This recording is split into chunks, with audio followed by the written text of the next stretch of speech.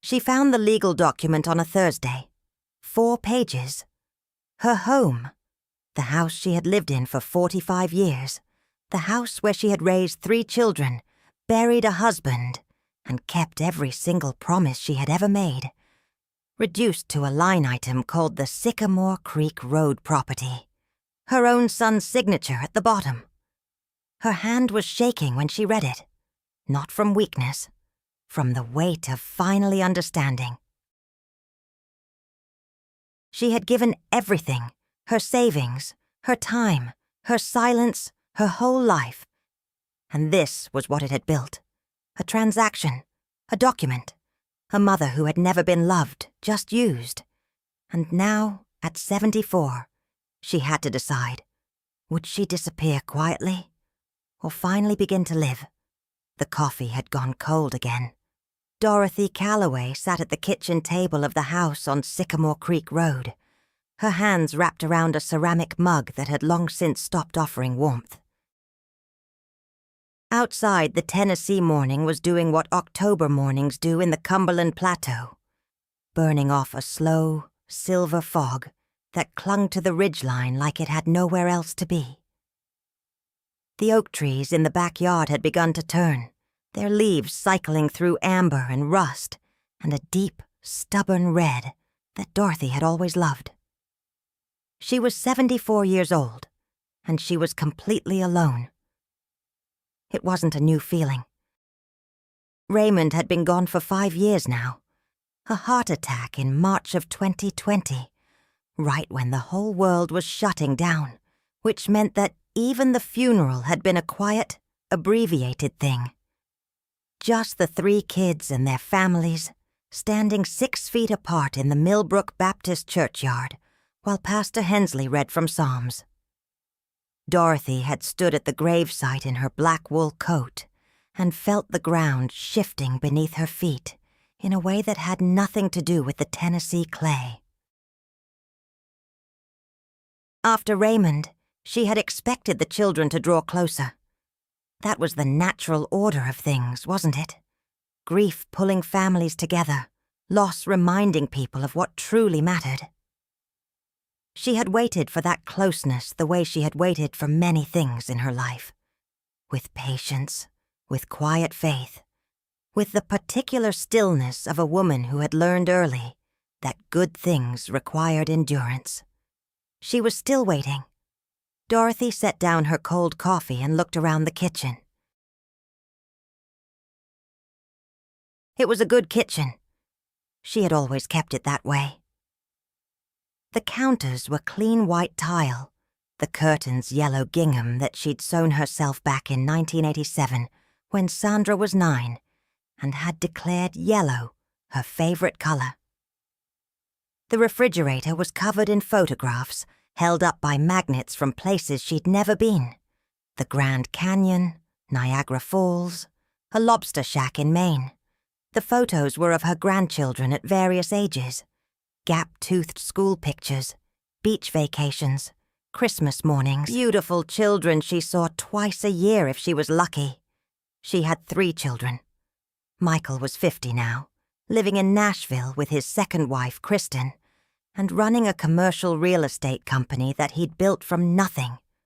Or so he always said, conveniently forgetting the $40,000 she and Raymond had lent him in 2001 when his first business had collapsed. The money had never been repaid. Dorothy had never asked for it back. Sandra was 47, living in Knoxville with her husband Dale and their 2 teenagers. Sandra called on Sundays, sometimes. The calls were always brief, always slightly distracted, always ended with Sandra saying, "I've got to run," Mom before Dorothy had quite finished her sentence. Sandra had her mother's brown eyes and her father's talent for making you feel like an interruption. And then there was Bobby. Robert Eugene Calloway, 44 years old, the youngest, the one Dorothy had perhaps loved with a slightly different quality of love, the love of a mother who had nearly lost a child. Bobby had been born 6 weeks early, had spent 3 weeks in the NICU in Cookville, and Dorothy had sat beside that incubator and made the kinds of bargains with God that you only make when you're 29 years old and terrified. Bobby had survived. He had grown up knowing somehow that his survival had cost his mother something, and he had spent his life making her pay for having needed him to live. He lived 40 minutes away, in a rented house outside of Sparta, and he came to visit when he needed something. Dorothy pushed herself up from the kitchen table, her knees protesting the way they always did in the cold, and carried her mug to the sink. She rinsed it, set it in the dish rack, and looked out the window at the backyard.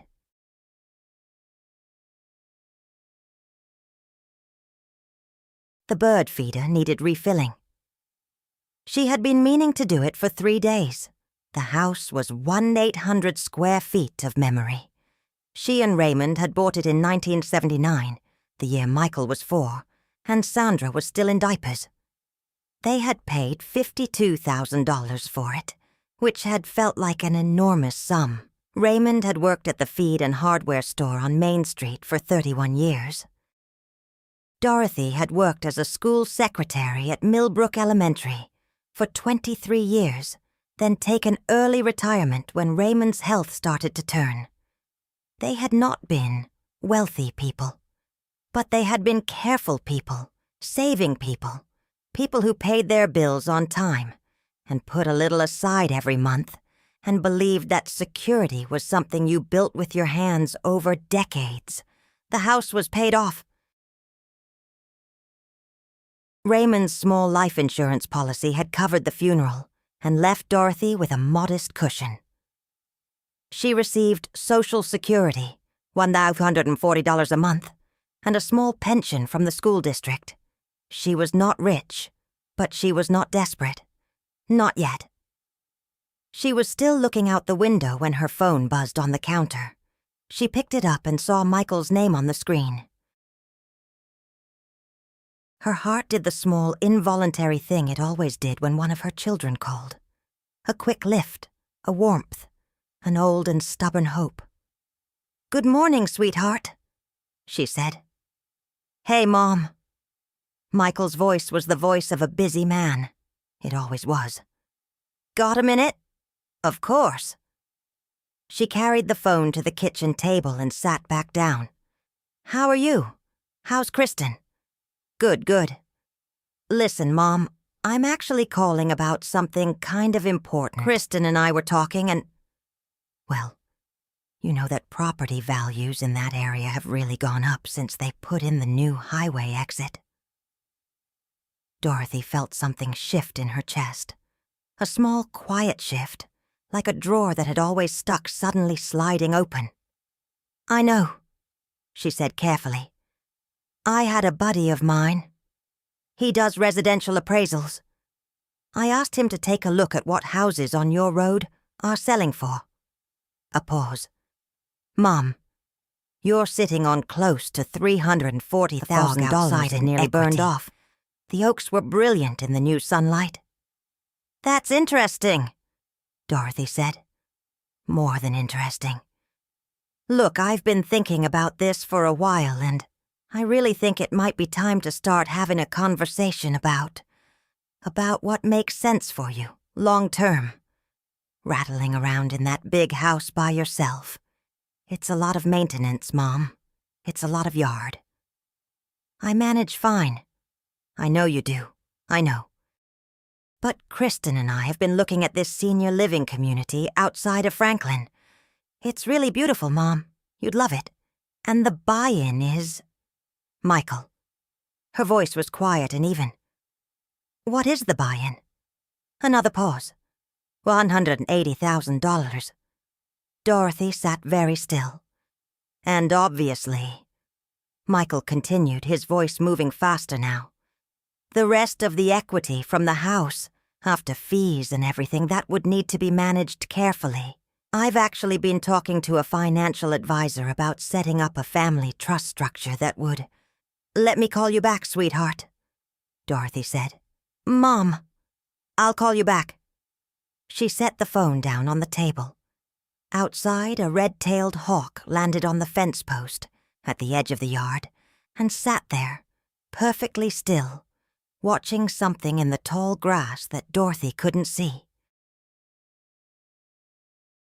She sat at that kitchen table for a long time, her cold coffee beside her, thinking about the $40,000 that had never come back, thinking about the Sunday calls that always ended too soon, thinking about the grandchildren whose faces she knew mostly from photographs on a refrigerator covered in magnets from places she had never been, thinking about what it meant that Michael had called his buddy the appraiser before he had called his mother.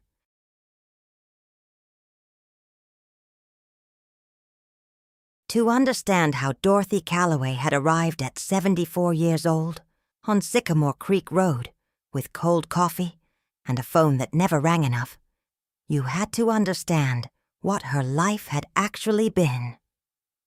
Not the version she told, the clean, grateful version, the one where she described her marriage as good and her children as blessings and her years as a school secretary as fulfilling. That version was true the way a photograph is true. It captured something real while leaving out everything that had happened just outside the frame. The real version began with Raymond, who had been a handsome man when she married him in June of 1973 at the Millbrook Baptist Church, 22 years old, and full of a particular Tennessee stubbornness that she had mistaken for strength. Raymond was not a cruel man. He was not a violent man.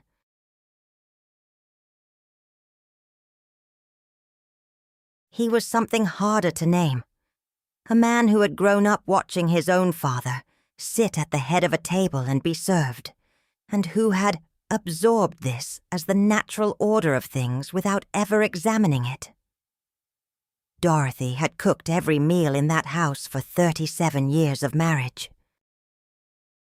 She had done every load of laundry, managed every school schedule, attended every parent-teacher conference, planned every Christmas, remembered every birthday, written every thank you note, and maintained every friendship that the family had, because Raymond considered socializing to be her department, along with the kitchen and the children and the emotional temperature of the household. Raymond had not been absent. He had come home every evening, had watched television beside her on the sofa, had fixed things when they broke, had provided. By the standards of his generation and his community, he had been a decent husband. Dorothy had known this and been grateful for it, the way you are grateful for a roof that mostly doesn't leak. But she had also known, somewhere below the gratitude, that she had never been seen. Not really. Raymond had loved her the way a man loves a well-run house, appreciating the results, rarely considering the labor. The children had learned from him. Michael had been, from the beginning, a boy who understood transactions. At 7 years old, he had figured out that a certain quality of hug, enthusiastic, well-timed, deployed after a minor infraction, would soften his mother's response to almost any mischief. He had practiced this the way other children practiced baseball.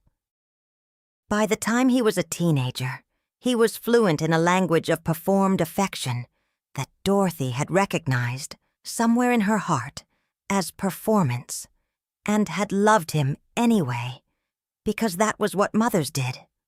The $40,000 had come in 2001. Michael had been 26, newly married to his first wife, Jennifer, and his landscaping business had collapsed under a combination of mismanagement and bad luck. He had sat at this very kitchen table, Raymond at one end, Michael at the other, Dorothy between them like a bridge, and talked about his dreams with such raw, genuine anguish that Dorothy had felt her heart crack open. She had looked at Raymond, and Raymond had looked at her, and they had both known they were going to give him the money. It was their retirement savings, carefully accumulated over 20 years. They had given it without conditions, without a repayment schedule, without even writing it down, because that was not how you helped your child. You didn't make your child feel like a debtor. Michael had said, "I'll pay you back every penny, I swear to God." He had not paid back a penny. When his second business succeeded, the real estate company that now had 12 employees and a downtown Nashville office, Dorothy had waited. She had waited through the first good year and the second and the fifth. She had watched Michael buy a house in Belle Meade and send his stepchildren to private school and take Kristen to Italy for their anniversary. She had continued waiting. She had never asked, and he had never offered. Sandra was a different kind of taking.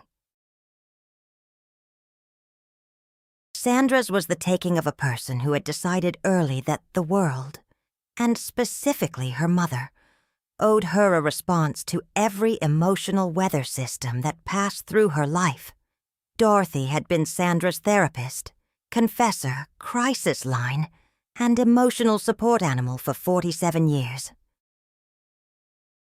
The calls that came on Sunday, when they came, were 45 minutes of Sandra processing her marriage, her teenagers, her job, her anxieties, her grievances, while Dorothy listened and reflected and soothed and suggested. And then Sandra said, "I've got to run," Mom, and hung up, and Dorothy sat in her living room and realized that Sandra had not once asked how she was. She had raised Sandra to expect that kind of total, maternal availability. She could see that now, in the clear, merciless light of old age. She had taught her daughter that mother love was bottomless and costless and required no reciprocation because it was simply what mothers were for. Bobby was the wound that never fully healed. Bobby had been her favorite. She admitted this to herself in the deep privacy of her own heart, with the guilt that such an admission always carried. She had loved him with a desperation born of those 3 weeks in the NICU, a love mixed with relief and fear, and the permanent tenderness you feel towards something you almost lost. Bobby had grown up knowing he was beloved, and had used this knowledge the way a skilled craftsman uses a good tool, efficiently, repeatedly, without much concern for the tool's longevity. He had borrowed money 7 times over the past 20 years. Small amounts, mostly. $800 for a car repair, $1,500 for a security deposit, $300 to cover a utilities bill. The amounts were small enough that asking for repayment felt petty, felt like making an issue of something that a good mother shouldn't count. The total, if Dorothy had ever added it up, and she had once at 2 a.m. when she couldn't sleep, on the back of an envelope that she had then thrown away, was just over $11,000. Bobby had come to visit 3 times since Raymond's funeral. Each visit had included a request. She had given the bird feeder Raymond had installed a long time ago. She refilled it herself now. She had been meaning to do it for 3 days. The morning after Michael's phone call, Dorothy was refilling the bird feeder when her neighbor, Earlene Tucker, came through the gap in the hedgerow with a jar of apple butter and an expression that suggested she had something to say.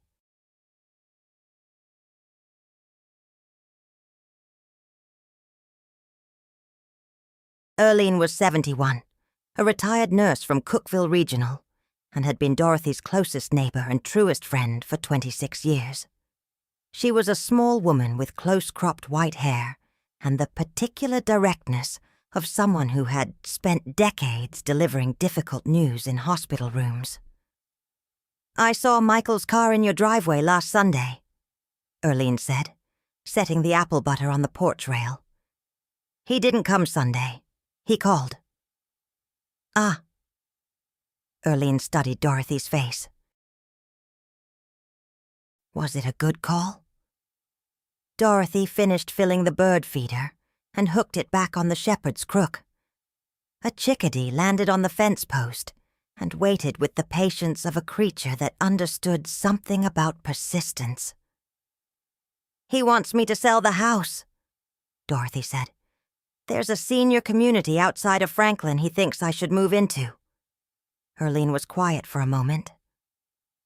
"What does he think you should do with the money from the house?" "He mentioned something about a family trust." The word trust landed between them in the October air. "Dorothy," Erlene said carefully, "honey, has Michael ever paid back that money from 2001? Dorothy picked up the empty bird seed bag and folded it neatly. "That's old history." "It's $40,000 of old history." "He was struggling. And what are you doing now?" Dorothy looked at her friend. Erlene's eyes were steady and serious and kind. Erlene picked up the apple butter from the porch rail and held it out. Dorothy said, "Come have coffee with me," she said. "Real coffee, not whatever that was you were drinking." Dorothy took the apple butter. She followed Erlene through the gap in the hedgerow, and the chickadee finally landed on the feeder, and the oaks burned red and gold in the Tennessee morning. The call from Sandra came on a Tuesday, which was unusual. Dorothy was in the middle of balancing her checkbook, a habit she had maintained since 1974, the ledger handwritten in pencil in a narrow green notebook, when her phone rang with Sandra's name. She felt the familiar lift, answered with the familiar warmth. "Hi, sweetheart. This is a nice surprise." "Hey, Mom." Sandra's voice had the slightly elevated pitch it always carried when she was managing something. "I'm actually calling because I talked to Michael." Dorothy set down her pencil. "Did you?" "He told me about his idea, about the house and the Franklin place." A breath. "Mom, I really think you should consider it seriously. I've been worried about you out there alone. What if something happened? You're not getting any younger." "Sandra, I'm 74, not 94. I know, but I'm in good health. I drive myself everywhere. I walk 2 miles every morning. I have Erlene next door, and I have my church friends, and I have—" "Mom," Sandra's voice sharpened slightly, the way it did when she felt she wasn't being listened to. "I just think we need to be practical here. The house is a lot for one person, and if you sold it and moved somewhere with proper care facilities—" "I don't need care facilities. Not now. But the proceeds from the house, managed properly. By Michael." A pause. "He has experience with these things." Dorothy was quiet for a moment, looking at the green ledger on the kitchen table. 23 years of household accounts. Every dollar accounted for, every bill paid, every sacrifice recorded in pencil, because pencil could be erased, but ink was permanent, and Dorothy had always preferred to leave room for correction. "Sandra," she said, "when did you last visit me?" "Mom, I'm not asking to make you feel bad. I'm genuinely asking. Do you remember when it was?" A longer pause. "Christmas. Last year." "That was 14 months ago. The kids. I've been really busy. Job. I know." Dorothy kept her voice even. "I know you've been busy. I'm not asking for an apology. I'm asking you to understand something. You haven't been here in 14 months. Michael was here in April for 4 hours, mostly to tell me the gutters needed cleaning. Bobby was here in July because his truck needed a repair, and he didn't have the money." She paused. "I am not property to be managed, Sandra. I am your mother." The silence on the line was long enough that Dorothy could hear, faintly, the sound of Sandra's kitchen in Knoxville. The hum of a refrigerator, the distant sound of a television. "I know that, Mom." "Do you? That's not fair. Maybe not. Dorothy picked up her pencil again. Tell me something. If I sold this house and moved into that community in Franklin, and Michael set up this trust, what would my access to that money look like? Another pause. I don't know the details. You'd have to ask Michael. I'm asking you. Mom, we just want what's best for you. I need to go, Sandra. The words came out with a quietness that surprised even her. Not anger. Something colder and more considered than anger. I'll talk to you soon. She hung up and sat with the green ledger in front of her, the pencil still in her hand. She thought about the word trust. How it had two meanings that were, in this context, beginning to feel like opposites. 3 days later, Bobby's truck appeared in the driveway. Dorothy watched from the kitchen window as her youngest son climbed out, still moving with the particular loose-limbed ease of a man who had never been required by the world to move with urgency. He was 44 years old and looked, in certain lights, startlingly like Raymond had looked at that age. The jaw, the set of the shoulders. He knocked even though he had a key.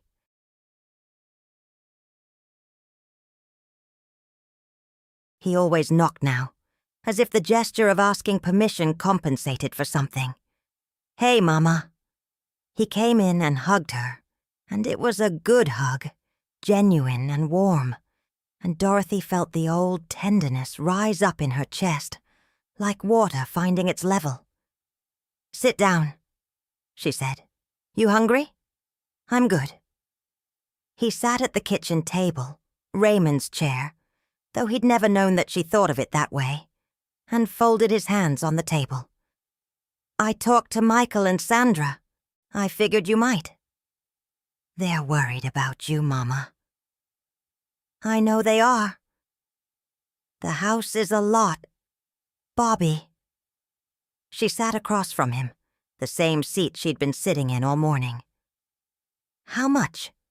He blinked. The silence was only a second long. How much do you need? It was the most honest second that had passed between them in years, because in that second, Bobby's face showed something unguarded and unperformed, a flash of shame so real and brief that Dorothy felt it in her sternum. That's not why I came, he said. No. Mama, I swear. Bobby. Her voice was gentle. It was always gentle with him. That had perhaps been the problem. But I need you to hear something. I love you. And I need you to actually hear it. She waited until he met her eyes. I have lived in this house for 45 years. I raised you here. I sat at this table and packed your lunches and helped you with homework and waited up when you were late and prayed over you when you were sick. I have given everything I had to give to you and your brother and your sister. She paused. And I have been sitting here for 5 years, since your father died, and not one of you has called just to ask how I am. Not one of you has come just to sit with me. Every single contact I've had with my children in 5 years has been about what you needed, or what you thought I should do. Bobby's jaw worked. Mama, that's not... Let me finish. She kept her voice steady. Michael wants my house. Sandra wants me managed somewhere safe and quiet. You... She looked at him with all the love and all the sorrow she felt. You've needed $11,000 over the past 20 years, and I have never once asked you for a single dollar back. And now you're sitting here at Raymond's table telling me you came to see how I was. The kitchen was very quiet. Outside, a crow called from the oak trees. Bobby's eyes were wet. I do care about you, Mama. I know you do, she said, and she meant it. But caring about someone and loving them are different things. Caring about someone means you think about them sometimes. Loving them means you show up for them whether or not you need something. She folded her hands on the table. I don't think any of you has ever loved me the second way. And I don't think—" Her voice broke, just slightly, just for a moment. "I don't think that's entirely your fault. I think I taught you not to." Bobby put his face in his hands. Dorothy got up and put the kettle on, because she was a woman who had always met pain with the practical comfort of something warm to drink, and because some habits run deeper than heartbreak. The letter from Michael arrived on a Thursday. It was not a personal letter. It was a document, 4 pages, printed on the letterhead of a Nashville law firm, outlining a proposed family trust arrangement for what was referred to throughout as the Sycamore Creek Road property. The letter was addressed to Dorothy but written in the language of a transaction, with clauses and sub-clauses and references to Tennessee probate law and language about ensuring the long-term management of assets for the benefit of all family members. Dorothy read it twice. Then she called Erlene. Erlene arrived within 10 minutes, read the document at the kitchen table with the focused attention of a woman who had spent decades reading patient charts, and set it down with an expression Dorothy had never seen on her friend's face before. "Dorothy," Erlene said, "this document would give Michael co-signatory authority over the proceeds from the sale of your house.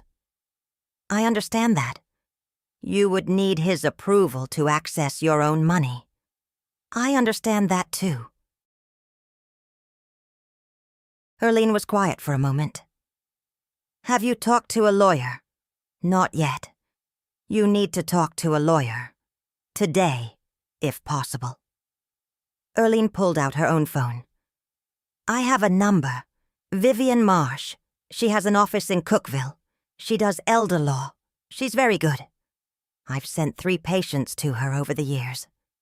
Dorothy looked at the document on her kitchen table.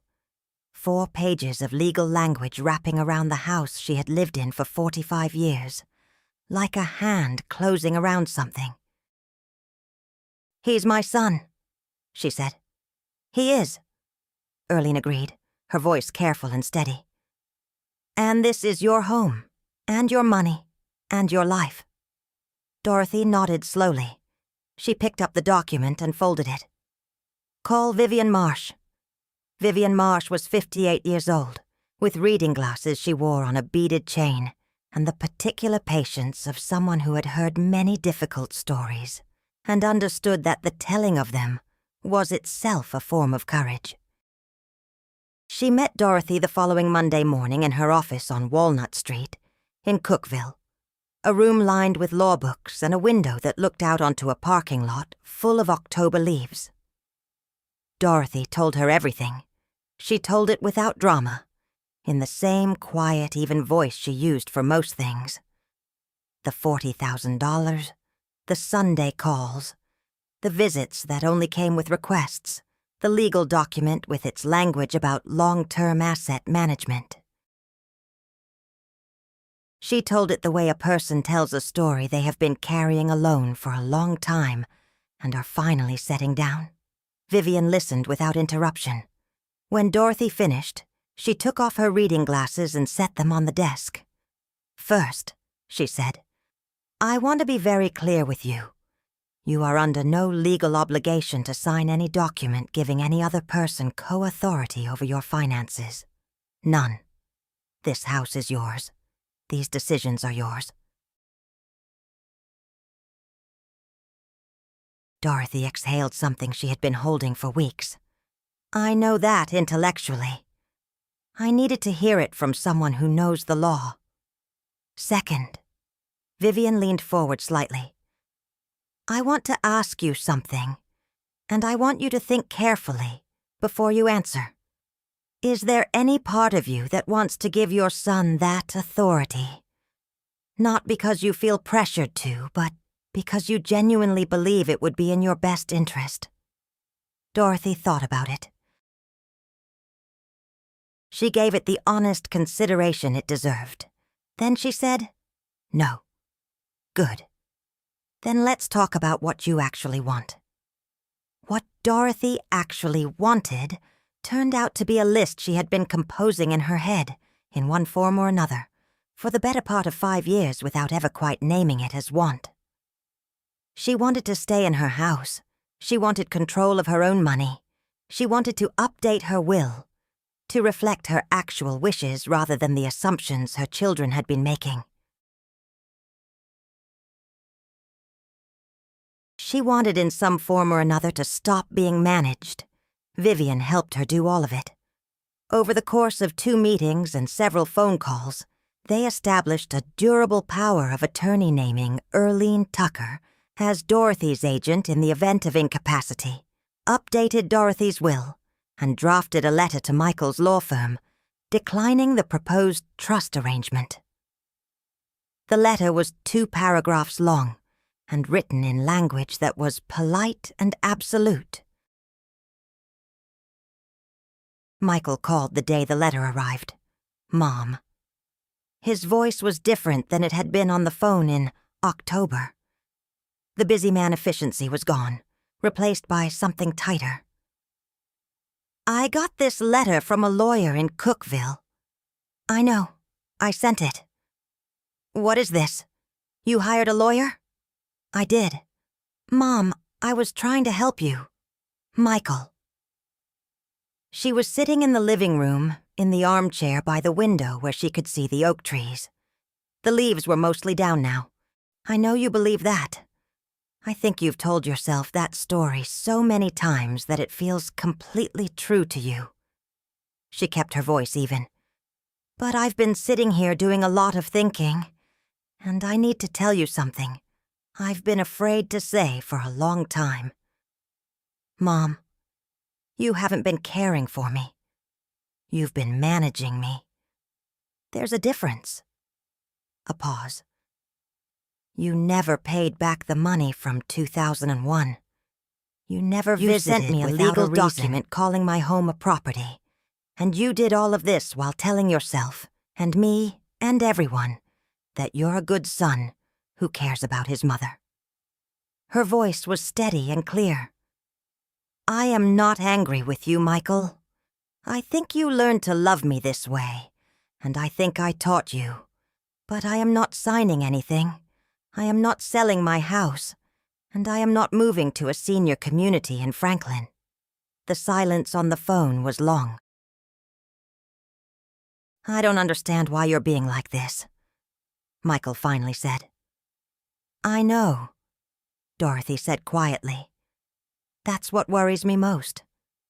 November came to Millbrook the way it always did, with a kind of beautiful severity, the sky going the color of pewter, and the air carrying that particular smell of cold soil and fallen leaves, and wood smoke from the houses along Sycamore Creek Road. Dorothy had always loved November. It was the most honest month, she thought.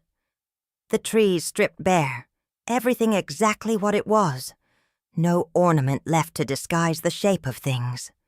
She had painted the kitchen, not the entire kitchen, just the wall above the sink, which had been a faded cream color for at least 15 years.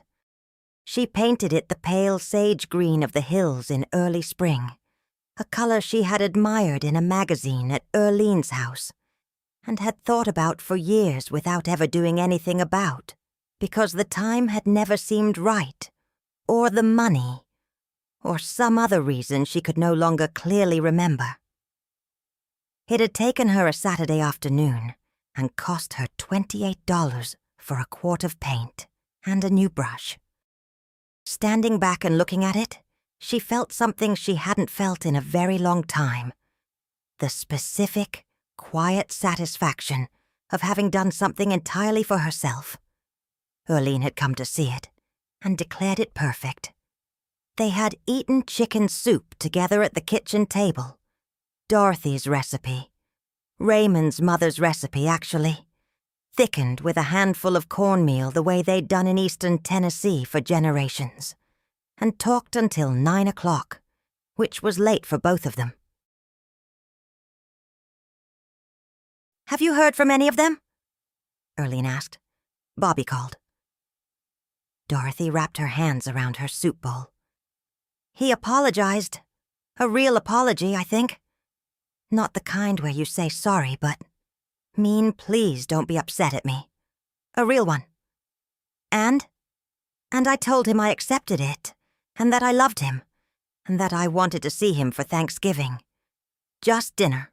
No agenda." Earlene nodded. "And Michael and Sandra?" "Not yet." Dorothy was quiet for a moment. "Michael is— I don't know if they will. He's not a man who finds it easy to be wrong. And Sandra is still, I think, more upset with me for disrupting the arrangement than she is curious about why I disrupted it." She paused. "Maybe that will change. Maybe it won't. I've been thinking about that a lot." "What have you concluded?" Dorothy looked at the sage-green wall above the sink. The new color changed the whole feel of the room. Warmer, somehow. More like a place where someone lived by choice. "I've concluded," she said slowly, "that I spent 50 years trying to earn love I thought I wasn't getting enough of. Doing more, giving more, asking for less, making myself smaller and quieter and less needy. Because I thought if I needed less, the people I loved would have more to give back." She folded her hands around the bowl. "And it doesn't work that way. People who are going to love you will love you. People who are going to use you will use you. And making yourself smaller doesn't change which kind of person you're dealing with. It just leaves you smaller." Earlene was quiet for a long moment. "That is one of the wisest things I've ever heard said at a kitchen table." Dorothy laughed, a real laugh, the kind that surprised her with its warmth. "It only took me 74 years. On the Sunday before Thanksgiving, Bobby came for dinner. He arrived exactly on time, which was itself something new. He brought a sweet potato pie from the bakery in Sparta and a bunch of yellow chrysanthemums that he held out to Dorothy with an expression that was, for the first time in a long time, not performing anything. "Hey, Mama. Hey, baby." She took the flowers and hugged him, and he hugged her back with the full weight of his arms, the way he had when he was small. They ate at the kitchen table, roast chicken, sweet potatoes, green beans from the garden she'd put up in August, cornbread. Bobby talked about his job. He'd been hired at a warehouse outside of Sparta. Real work, steady hours, the kind of job that didn't pay much but that he showed up for. And Dorothy listened with the particular quality of attention she gave to things that mattered.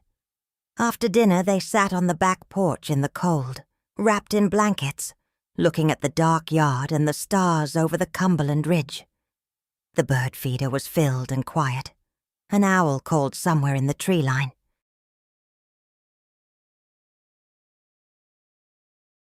"Mama," Bobby said, "I've been thinking about what you said, about how you taught us to be the way we are. I said some of that was my fault. I meant it. Maybe. But we're grown people. We made our own choices." He was quiet for a moment. "I'm sorry. For the money. And for only showing up when I needed something, and for not seeing you. For a long time." Dorothy looked at her youngest son's profile in the dark. The jaw, the set of the shoulders. Raymond's face. "I see you now." His own eyes, she said. "That's what matters." In December, a card arrived from Sandra. Not an apology, not exactly. Sandra was not built for straightforward apology, and Dorothy had accepted this a long time ago.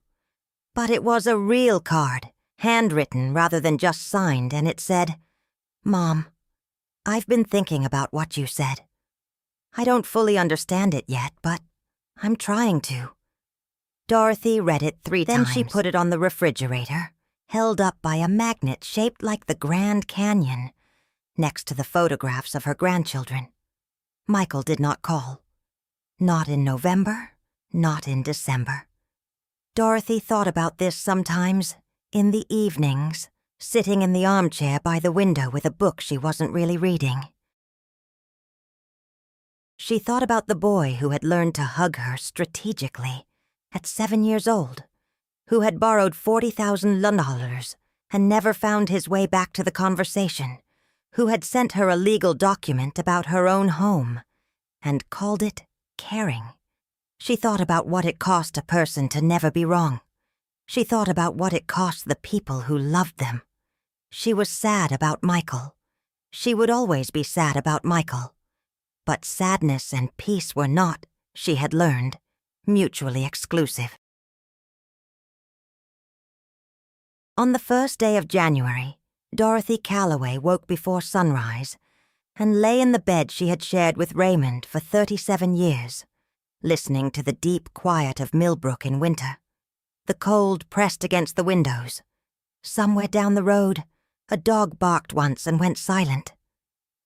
She got up and put the coffee on. She filled the bird feeder in the dark, wearing her coat over her nightgown, and stood on the cold back porch and watched the first gray light come over the ridge.